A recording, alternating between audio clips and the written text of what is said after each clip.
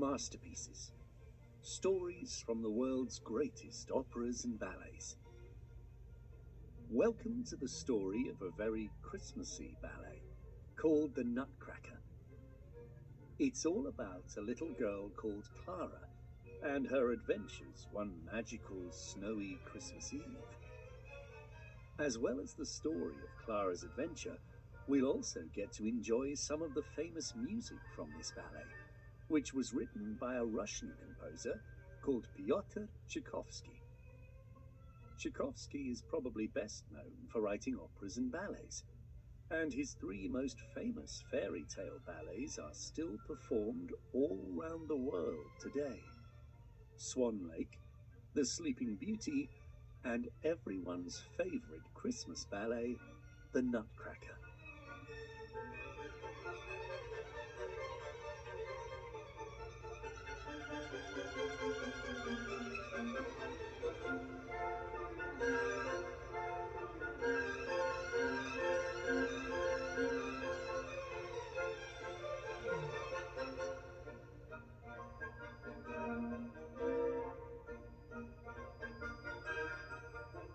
Tchaikovsky based this ballet on a story called The Nutcracker and the Mouse King by the German writer E.T.A. Hoffmann, about a prince who is turned into a wooden nutcracker by a wicked magician.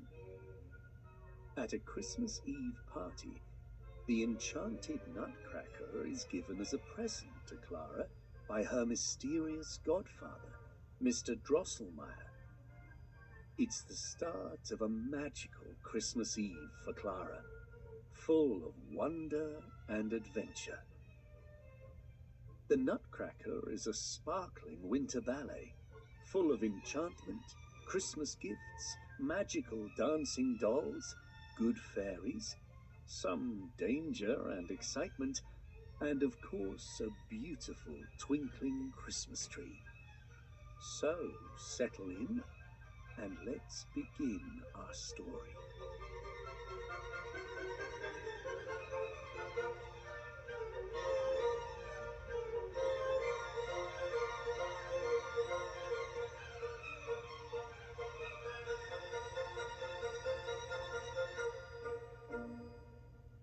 Once upon a time, on a snowy Christmas Eve, President Silberhaus was having a big party at his grand home.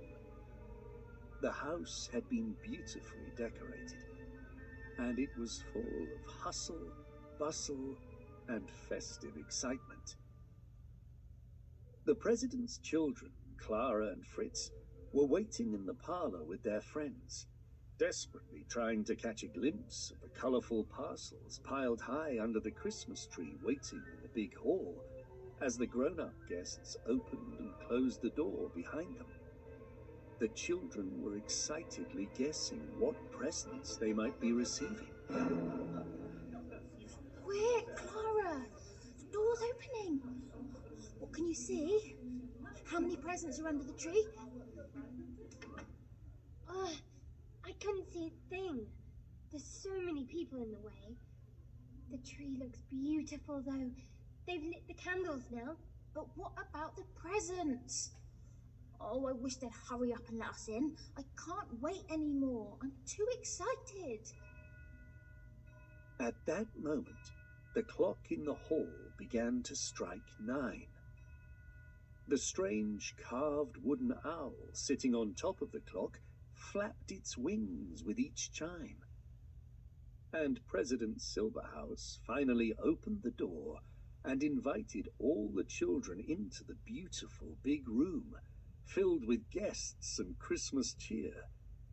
Then he waved to the musicians and rang his silver bell. It was time for the children to perform their special Christmas march, a dance they performed every year. As the children danced, the guests laughed and clapped and joined in. And even elderly grandparents swayed in time to the music.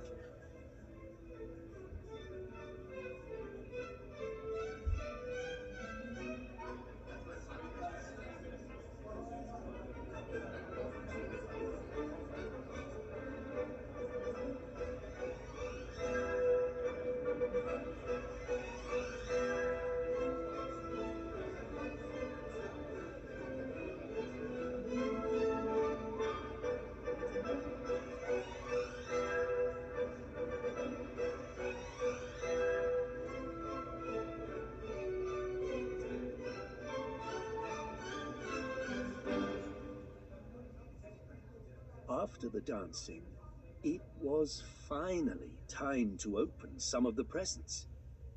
Children cheered and clapped as they eagerly tore open the colourful packages beneath the glittering tree, holding up the items within. Dolls, toy soldiers, chocolates, party dresses. Everyone was having a lovely time. As the festivities continued, outside the snow kept on falling softly, and the garden turned into a silent, white winter wonderland. It was a perfect Christmas night. As if by magic, as the owl clock in the hall struck 10, the children's godfather, Mr. Drosselmeyer, appeared, his long black coat swishing and swaying as he made his way through the crowded room towards Clara and Fritz. They greeted him with great excitement, because they were fond of Drosselmeyer, and he was an inventor, whose presents were always very unusual and a lot of fun. Merry Christmas, sir. Well, hello there, my little soldier. Attention. That's my boy. And just look at you, young Clara. Merry Christmas, Godfather Drosselmeyer. I'm so glad you made it here through all this snow. I'm sorry I'm a bit late. I hope I haven't missed your dancing. I'm afraid so. You must wait until next Christmas to watch us dance again. It was so much fun. Even grandmother and grandfather joined in. Well, I hope I don't have to wait that long. Perhaps you might dance again for me a little later? Because I may have brought along some special dancing partners. Really? Dance partners? Where? Yes, where are they? And what's in that huge box your footmen have just carried into the hall? Oh, it's the biggest box I've ever seen. Is it our Christmas gift, Godfather? Aha! Not quite. But you can both help to open the box, if you'd like that. Yes, please. Yes, please. Shh! You must be quiet then, both of you. Quiet as mice. So quiet, in fact, that the mice who live under the floorboards of this house will stick their heads out of the cracks to see what's going on. We'll be quieter than mice. Promise. Mother, Father, come over here.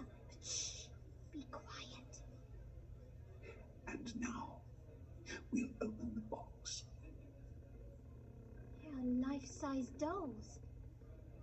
Are these our dance partners? Yes, indeed.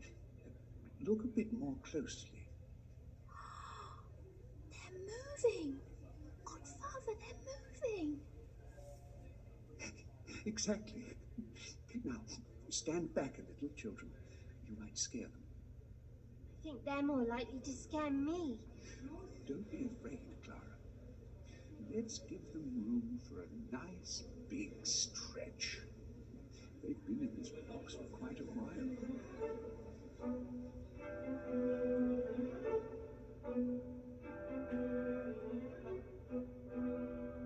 Four life-size magical dolls climbed out of the box and happily bent and stretched out their arms and legs. Then they began to twirl and spin and leap around the room as everybody watched in amazement. There was a sad-faced Harlequin doll and his dance partner, Columbine, and there was a soldier in a smart uniform dancing with an elegant lady doll in a beautiful, brightly colored dress. The children couldn't believe their eyes. It was the most incredible gift.